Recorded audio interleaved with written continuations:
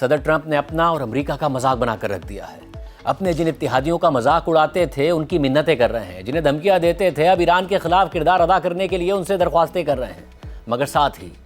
Trump Iran سے 8 دفعہ جنگ جیتنے کا اعلان بھی کر چکے ہیں، اور جس ایران کی نیوی، فوج، قیادت اور انفراسٹرکچر کو تباہ کرنے کا 8 دفعہ اعلان کر چکے ہیں، اسی ایران کے خلاف فرانس، جاپان، جنوبی کوریا، برطانیہ، یہاں تک کہ چائنا سے کہہ رہے ہیں کہ وہ مل کر اپنی نیوی کے جہازوں کا قافلہ بھیجیں تاکہ وہ اسٹریٹ آف ہرمز کو کھول سکے۔ وہی اسٹریٹ آف ہرمز جو اس لیے بند ہے کیونکہ وہاں سے گزرنے والے جہازوں کو ایران سے خطرہ ہے، اسی ایران سے جو بقول صدر ٹرمپ کے 2 ہفتے میں 8 دفعہ امریکہ سے جنگ ہار چکا ہے اور تباہ ہو چکا ہے۔ 2 ہفتے پہلے تک صدر ٹرمپ کہہ رہے تھے کہ ہمیں کسی اتحادی کی ضرورت نہیں ہے، ہم اکیلے ہی ایران کو تباہ کرنے کے لیے کافی ہیں، مگر اب دیگر ممالک سے کہہ رہے ہیں کہ ایران کے خلاف متحد ہو کر اسٹریٹ آف ہرمز کھلوائیں کیونکہ یہ تو ایک ٹیم ایفرٹ ہونی چاہیے۔ اور اس کے جواب میں ایرانی وزیر خارجہ عباس عراقچی نے ایکس پر پوسٹ میں لکھا کہ امریکہ کی جس سیکیورٹی امبریلا کے دعوے کیے جاتے تھے وہ تو سوراخوں سے بھری ہوئی چھتری نکلی، بجائے اس کے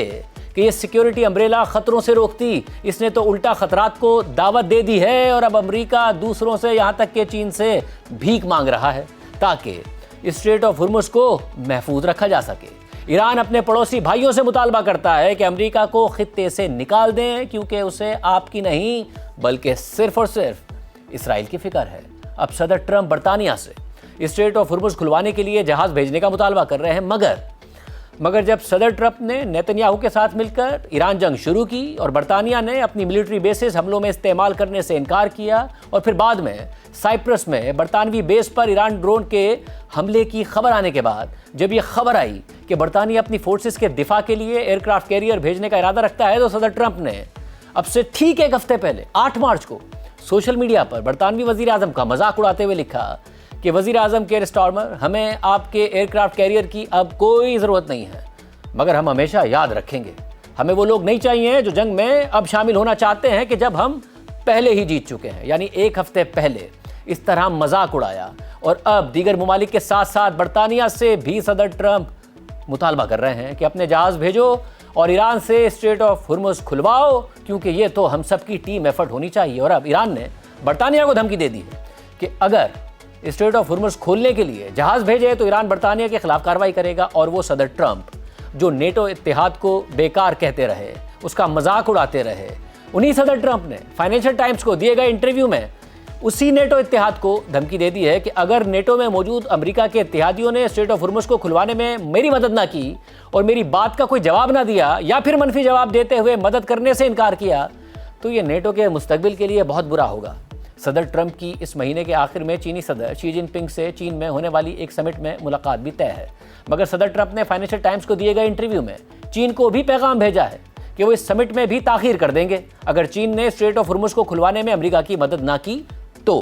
اور صدر ٹرمپ کی دھمکیوں کے جواب میں سب نے ہی صدر ٹرمپ کو جواب دے دیا ہے۔ برطانوی وزیر اعظم کیئر سٹارمر نے کہا ہے کہ برطانیہ ایران کے خلاف وسیع جنگ کا حصہ نہیں بنے گا، لیکن وہ اسٹریٹ آف ہرمز کو دوبارہ کھولنے کے لیے اتحادیوں کے ساتھ قابل عمل مشترکہ منصوبے پر کام کرے گا، مگر یہ آسان ٹاسک نہیں ہوگا۔ جرمنی کے وزیر دفاع نے کہا ہے کہ اسٹریٹ آف ہرمز کو محفوظ بنانے کے لیے جرمنی کوئی فوجی تعاون نہیں کرے گا۔ جرمن وزیر دفاع نے مزید کہا کہ ٹرمپ چند یورپی ممالک سے ایسے کس کام کی توقع رکھتے ہیں جو امریکی نیوی نہیں کر سکتی ہے، یہ ہماری جنگ نہیں ہے، ہم نے اسے شروع نہیں کیا ہے۔ جبکہ اسپین نے کہا ہے کہ وہ اسٹریٹ آف ہرمز میں فوجی کارروائیوں میں حصہ نہیں لے گا کیونکہ وہ یہ سمجھتا ہے کہ یہ جنگ غیر قانونی جنگ ہے۔ اس کے علاوہ اٹلی کے وزیر خارجہ نے بھی انکار کرتے ہوئے کہا ہے کہ بحران کے خاتمے کے لیے سفارتکاری ہی صحیح راستہ ہے۔ اس کے علاوہ یونانی حکومت کے ترجمان نے کہا ہے کہ وہ اسٹریٹ آف ہرمز میں کسی فوجی آپریشن کا حصہ نہیں بنے گا، جبکہ جاپان، آسٹریلیا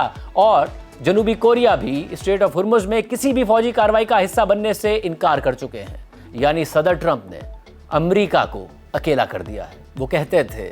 کہ امریکہ اکیلا ہی کافی ہے، اتحادیوں کو امریکہ چاہیے، امریکہ کو اتحادی نہیں۔ اب اتحادی کہہ رہے ہیں کہ ہمیں امریکہ کی جنگ میں کوئی حصہ نہیں چاہیے۔ صدر ٹرمپ جس چین کو ٹیرف کی دھمکیاں دیتے تھے اب اس سے کہہ رہے ہیں کہ اپنے جہاز بھیج کر اسٹریٹ آف ہرمز کھلواؤ کیونکہ یہاں سے تمہیں ہی تیل اور گیس ملتا ہے، مگر دوسری طرف چین عرب ممالک سے اپنی مطلوبہ مقدار کے مطابق نہ صحیح مگر ایران سے پہلے سے زیادہ تیل خرید رہا ہے، روس سے تیل خرید رہا ہے، اور خبروں کے مطابق ایران کو چین سیٹلائٹ مدد بھی فراہم کر رہا ہے تاکہ پریسیشن کے ساتھ ایرانی میزائل اور ڈرونز اپنے ٹارگٹس کو نشانہ بنا سکیں، اور یہ نظر بھی آ رہا ہے۔ اور چین نے امریکہ کو جواب دیتے ہوئے کہا ہے کہ تمام اطراف کشیدگی کو نیچے لائیں اور جنگ کو ختم کیا جائے، یعنی چین بھی طاقت کا استعمال کر کے اسٹریٹ آف ہرمز کھولنے کو تیار نہیں ہے۔ اہم بات یہ ہے کہ صدر ٹرمپ اگر کسی بات کو لے کر سب سے زیادہ حساس ہیں تو وہ یہ ہے کہ دنیا میں ٹریڈ یعنی تجارت ڈالر کے علاوہ کسی اور کرنسی میں بالکل نہ ہو۔ برکس کے اجلاس میں اس حوالے سے بات ہوئی کہ ڈالر کے علاوہ یہ ممالک آپس میں دیگر کرنسیز میں ٹریڈ کریں گے تو صدر ٹرمپ نے شدید تنقید کی اور چین اور بھارت اور دیگر ممالک کو دھمکیاں بھی دی۔ مگر اب جب صدر ٹرمپ چاہتے ہیں کہ اسٹریٹ آف ہرمز کسی بھی طرح کھل جائے تو ایران نے اعلان کر دیا ہے کہ ایران ان جہازوں کو اسٹریٹ آف ہرمز سے گزرنے کی اجازت دے سکتا ہے جن میں تجارت امریکی ڈالر کے بجائے چینی کرنسی یوان میں کی گئی ہو۔ ایک ایرانی آفیسر نے ایران میں موجود CNN کے رپورٹر کو یہ بات بتائی ہے۔ یہ بات واضح ہو کہ پابندیوں کے بعد روس اور ایرانی تیل کے علاوہ دنیا میں تقریباً تمام تجارت امریکی ڈالرز میں ہی ہوتی ہے، تیل اور گیس کی، اور یہ واضح نہیں کہ ایران یہ کیسے یقینی بنائے گا کہ یہ تجارت چینی کرنسی میں ہو اور اس کے بعد ہی جہاز اسٹریٹ آف ہرمز سے گزریں۔ مگر امریکہ اس وقت دنیا کے فائنینشیل نظام پر راج کرتا ہے۔ دنیا کی تجارت امریکی ڈالر میں ہوتی ہے کیونکہ امریکی ڈالر دنیا کی ریزرو کرنسی ہے۔ امریکہ بہت بڑا بجٹ خسارہ کرتا ہے مگر وہ خسارہ ڈالر چھاپ کر پورا کر لیتا ہے، اور دنیا کے تمام ممالک ہی امریکی بانڈز اور ڈالرز ایسٹس میں سرمایہ کاری کرتے ہیں۔ ایران کا یہ اعلان کہ تجارت امریکی ڈالر کے بجائے چینی یوان میں ہوگی تو ہی بحری جہازوں کو اسٹریٹ آف ہرمز سے گزرنے کی اجازت ہوگی، قابل عمل ہو یا نہ ہو، مگر صدر ٹرمپ کی دکھتی رگ پر ہاتھ رکھنے کے مترادف ضرور ہے۔ ایران پہلے ہی چینی جہازوں کو اسٹریٹ آف ہرمز سے جانے کی اجازت دے چکا ہے، جبکہ ہفتے کو 2 بھارتی جہازوں کو بھی گزرنے دیا گیا جو LPG لے جا رہے تھے۔ حالانکہ خود بھارت میں نریندر مودی پر تنقید ہو رہی ہے کہ نہ انہوں نے ایران پر امریکہ اور اسرائیل کے حملوں کی مذمت کی، نہ خامنہئی کی شہادت کی مذمت کی، یہاں تک کہ جنگ شروع ہونے سے پہلے مودی نے اسرائیل کا دورہ بھی کیا اور نیتن یاہو کی خوب تعریفیں بھی کی۔ صدر ٹرمپ نے ایران کے خاک جزیرے پر میزائل داغے اور پھر دھمکی دی کہ اس وقت تو اس جزیرے پر موجود ملٹری انسٹالیشنز پر حملے کیے ہیں مگر آئندہ آئل سپلائی پر بھی حملے ہو سکتے ہیں کیونکہ ایران کی 90% تیل کی برآمدات اس جزیرے سے ہوتی ہیں، اور اگر اسے تباہ کر دیا گیا تو ایران کی معیشت بیٹھ جائے گی۔ مگر صدر ٹرمپ کی دھمکی کے بعد ایران نے اسٹریٹ آف ہرمز دیگر جہازوں کے لیے تو نہیں کھولی، مگر چند گھنٹوں بعد 2 ایرانی جہازوں میں اسی خاک جزیرے سے تیل کو لوڈ کیا گیا اور پھر اسٹریٹ آف ہرمز سے گزارا گیا، اور ایران نے متحدہ عرب امارات کی فجیرہ پورٹ پر حملہ کر دیا جو اسٹریٹ آف ہرمز کو بائی پاس کر کے تقریباً 10 لاکھ بیرلز تک متحدہ عرب امارات کا تیل برآمد کرنے کی صلاحیت رکھتی ہے۔ اس حملے کے بعد تھوڑی دیر کے لیے فجیرہ پورٹ پر آپریشن رکا اور پھر شروع ہو گیا، اور آج پھر فجیرہ پورٹ پر ڈرون حملہ ہو گیا اور پھر آپریشن متاثر ہو گیا۔ مگر اب ایک اور اہم بات سنیے، کس کو وہ مناظر یاد نہیں ہوں گے کہ جب صدر ٹرمپ نے امریکہ کے اپنے اتحادی اور جنگ سے زخمی ملک یوکرین کے صدر زیلنسکی کو وائٹ ہاؤس میں بلا کر بے عزت کیا تھا اور ان سے کہا تھا کہ تمہاری پوزیشن ہی نہیں ہے کہ تم ہمیں بتاؤ کہ ہمیں کیا کرنا چاہیے۔ اب ایران کے سستے $20,000 والے شاہد ڈرونز کے خلاف اپنے سینکڑوں 20 سے 30 لاکھ ڈالرز والے پیٹریوٹ میزائل ضائع کرنے اور اپنی ملٹری بیسز اور اپنے اتحادیوں کی متعدد تنصیبات اور شہری علاقوں میں تباہی کروانے کے بعد ٹرمپ انتظامیہ اسی یوکرینی صدر زیلنسکی سے مدد مانگ رہی ہے کہ بتاؤ کہ کیسے ایران کے ان شاہد ڈرونز کا مقابلہ کیا جائے، کیونکہ یوکرین کے خلاف یہی ڈرونز روس نے استعمال کیے تھے اور وہ ڈرونز روس کو ایران نے دیے تھے۔ پھر روس نے بھی اپنے ہزاروں ڈرونز خود بنا کر یوکرین پر حملے کیے تھے، اور پھر یوکرین نے ان $20,000 والے سستے ڈرونز کا مقابلہ کرنے کے لیے مزید سستے $2,000 سے $5,000 والے اسٹنگ انٹرسیپٹرز ڈرونز بنا لیے تھے۔ اور اب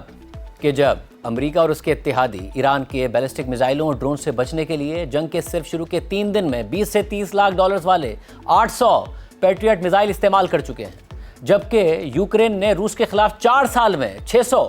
ایڈوانس پیٹریوٹ میزائل استعمال کیے تھے، اور پھر بار بار مانگنے کے باوجود امریکہ نے یہ میزائل یوکرین کو نہیں دیے تھے۔ مگر اس وقت وہی یوکرین امریکہ اور اس کے اتحادیوں کو اپنے سستے اسٹنگ انٹرسیپٹرز ڈرون فراہم کر رہا ہے۔ خود امریکی فوج کے سربراہ جنرل ڈین کین نے اس بات کی تصدیق کی ہے کہ امریکی فوج نے یوکرین میں بنائے گئے 10,000 انٹرسیپٹر ڈرونز مشرق وسطیٰ میں بھیجے ہیں تاکہ اپنے مہنگے میزائلوں کا استعمال کیے بغیر ایرانی ڈرونز کا مقابلہ کیا جا سکے، جبکہ یوکرینی صدر زیلنسکی نے اس بات کی تصدیق کر دی ہے کہ انہوں نے یوکرین کی ٹیم جارڈن میں موجود امریکی ملٹری بیسز پر بھیج دی ہے تاکہ امریکہ اور اس کے اتحادیوں کو وہ یوکرینی ڈرونز چلانے کی ٹریننگ دے سکیں۔ مگر یوکرینی صدر زیلنسکی نے یہ بھی کہا ہے کہ بدلے میں ہمیں پیسہ اور ٹیکنالوجی دونوں چاہیے،